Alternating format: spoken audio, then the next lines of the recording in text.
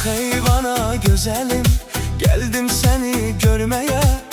Boyunu seve seve, tellerini hörmeye. Çık eyvana, çık eyvana, çık eyvana güzelim, gel bu gece yanıma. Küley öpsün gözünü, dokunsun saçlarına. Bir gülüşün dünyama, bəs edir ışık gibi. Senle geçen her anım bir nağıl tek yuxu kimi.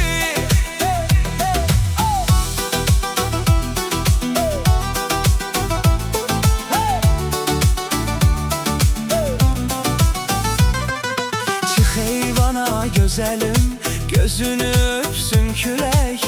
Pıçıldaşan mehiyle bir danışaq bir gülək. Çıx eyvana, çıx eyvana,